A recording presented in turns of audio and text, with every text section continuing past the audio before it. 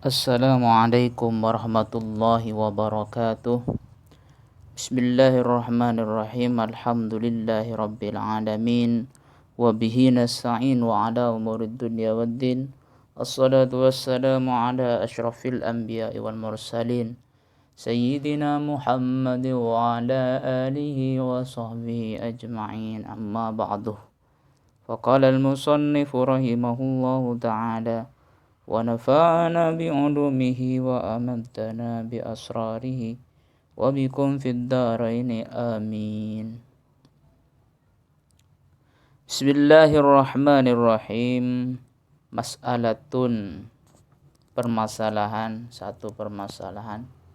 Al-asahuh, menurut versi asah, annal hasanah, sesungguhnya hasan atau kebaikan, ma, yaitu sesuatu, yumdahu alaihi, perbuatan yang dipuji, ma, yaitu sesuatu yang dipuji, yakni perbuatan, alaihi, atas melakukan ma tersebut. Wal qabihu, sedangkan qabih atau jelek, ma yudhammu alaihi famala wala wasitatun, ma yudhammu alaihi, ma, yaitu sesuatu, yudhammu, yang dicela, alaihi, atas melakukannya. Jadi yang dikatakan hasan versi asah itu adalah perbuatan yang dipuji apabila melakukannya, dan qabih atau jelek, sesuatu yang tercela atau tidak dipuji ketika melakukannya. Lah, disebutkan di dalam syarahnya, hasan ini termasuk juga perkara yang ada di dalam hasan mencakup pada kewajiban, sunnah, ini masuk. Ya, qabih, dicela dia, tentu yang dicela ini mencakup pada suatu yang haram. Sedangkan perbuatan yang tidak dipuji dan tidak dicela apa? Famala wala wasitatun. Ya. Sedangkan perbuatan yang tidak puji dan tidak dicela disebut wasitah, perantara, pertengahan. Nah, itu dikatakan wasitah. Apa saja yang ada dalam wasitah ini? Ya, di situ berupa makruh, hukum makruh, khilaful aula, dan mubah. Ini disebut wasitah. Dan penjelasan tentang makruh, khilaful aula sudah dijelaskan pada pembahasan sebelumnya, ya. Kemudian wa anna jaizat tarkih laisa biwajibin wal hulfu lafdiyun. Menurut versi asal lagi di sini, bahwa sesungguhnya sesuatu yang boleh ditinggalkan, jaizat tarkih laisa biwajibin, tidak dinamakan wajib, tidak dinamakan terhadap sesuatu yang wajib. Wal hulfu, dan adapun perbedaan pendapat, lafdiyun, ini sebatas lafzi atau retorika semata. Jadi apabila ada sesuatu yang boleh ditinggalkan, itu tidak disebut wajib. Ini menurut qaul asah juga. Contoh, berpuasa, orang sakit, musafir, orang yang haid, itu boleh meninggalkan puasa. Lah, ini kalau menurut versi asah dikatakan bukan wajib ketika boleh meninggalkan. Namun waqala ba'dul fuqaha yajibu shaumu 'alal haidi wal maridi wal musafiri ma'a jawazi tarkihim. Akan tetapi sebagian ulama fikih itu mewajibkan, tetap wajib puasa ini. Orang haid wajib berpuasa. Orang yang dalam keadaan perjalanan wajib berpuasa. Orang yang sakit wajib berpuasa. Karena apa? Karena firman Allah, "Faman syahida minkum syahra falyasumhu." Barang siapa yang menyaksikan di antara kalian terhadap hilal, maka hendaklah berpuasa. Wahum, dan mereka orang yang haid, marid, musafir ini menyaksikannya. Syahaduhu. Dan juga di sini wali wujubil qada yang alaihim biqadri ma fatahum. Wajib qada mengganti sholat tersebut dengan apa? Sekadar yang mereka tidak kerjakan. Kalau 1 hari ya 1 hari. Jadi fakanal ma'ti bihi badalan minal ghaib, maka yang didatangkan tersebut yakni qada tersebut sebagai ganti dari yang ditinggalkan. Wa ujiba bi anna syuhudasy syahri mujibun indentifa'il udri la mutlaqan. Akan tetapi pernyataan ini dijawab bahwa persaksian terhadap hilal itu kewajibannya ketika tidak ada uzur, bukan secara mutlak. Ulama usul fiqh menyatakan bahwa sebuah perkara yang boleh ditinggalkan itu tidak disebut wajib. Kenapa? Karena jika disebut wajib tentunya pekerjaan tersebut tidak boleh ditinggalkan. Lah di sini boleh meninggalkan, maka ini bukan wajib kata ulama usul.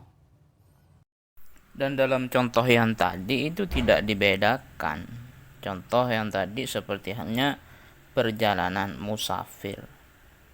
Status tersebut boleh dilakukan berpuasa terus atau tidak dilakukan, tidak berpuasa. Atau tidak boleh dilakukan sama sekali. Contoh seorang wanita yang dalam keadaan haid, dia tidak boleh berpuasa. Lah, berpijak pada pendapat ulama usul ini, yakni wa anna jaizat tarki laisa biwajibin. Maka wanita yang haid, orang sakit dan musafir semuanya ini tidak terkena tuntutan wajib. Kemudian mengenai kewajiban qada dari puasa yang ditinggalkan sebab hal-hal yang sudah disebutkan tadi, bagi mereka adalah apa? Dikarenakan sebab telah wujud memang. Bukan karena puasa wajib bagi mereka saat udzur berlangsung. Jadi beda persepsi. Jadi di sini kenapa mereka wajib qada? Ya wajib qada karena itu sebabnya telah wujud.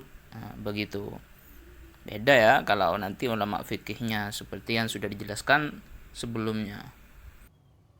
Namun di sini perbedaan antara versi Ashah dan ulama fikih dan pendapat lainnya ini cuma perbedaan lafzi saja. Pada hakikatnya ini sama, yakni maksudnya sama. Ulama tersebut sepakat bahwa orang yang meninggalkan puasa saat adanya udzur itu diperbolehkan dan mengqadanya setelah hilangnya udzur itu disepakati wajib hukumnya. Jadi perbedaannya istilahnya saja, wal hulfu lafdiyun pada retorika lafaz, yaitu wa annal manduba ma'murun bihi. Dan menurut qaul ashah mandub ma'murun bihi tergolong pada ma'murun bihi, objek perintah. Wa annahu laisa mukallafan bihi, dan mandub tersebut bukan tergolong mukallafan bihi, mukallaf bih, atau objek taklif. Kal makruhi, sebagaimana makruh.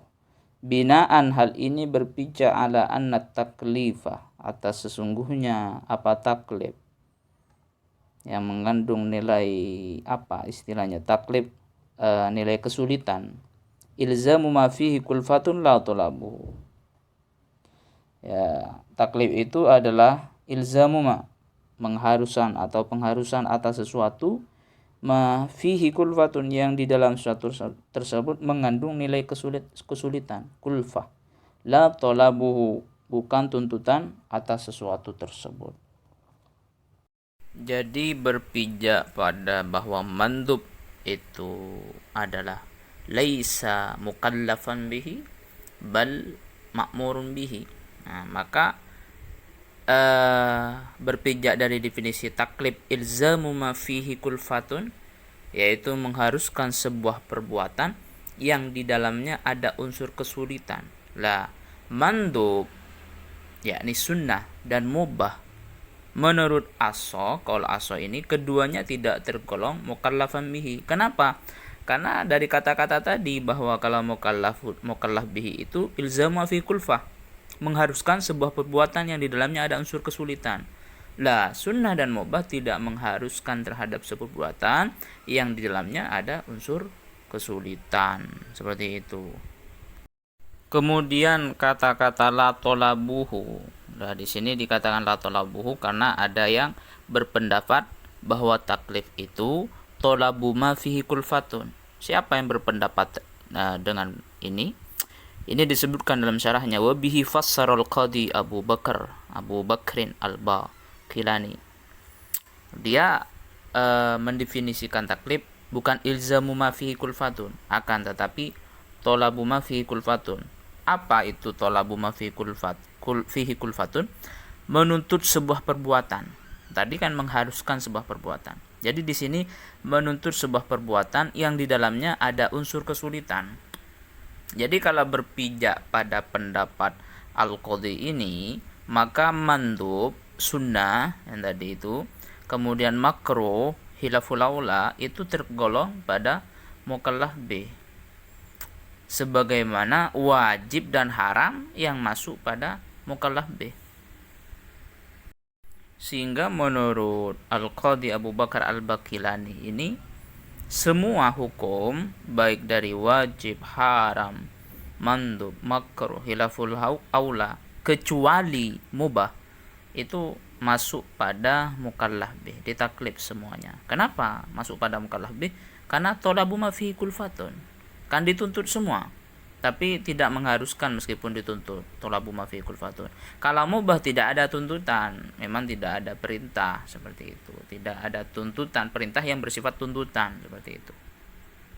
Kalau diperinci lagi tentu ada pendapat lain. Tentu dalam kitab usul fiqh yang lain kita bisa temukan. Ya mungkin cukup sampai di sini saja untuk pembahasan ini. Kenapa? Karena yang kita ambil dalam kitab ini dulu. Untuk pendapat lain bisa lihat dalam kitab-kitab usul fiqh yang lain seperti itu. Allahu ta'ala a'lam. Assalamualaikum warahmatullahi wabarakatuh. تهاني الحب تسبقنا إليها وتنثور وردانا من مقلتيها يرفرف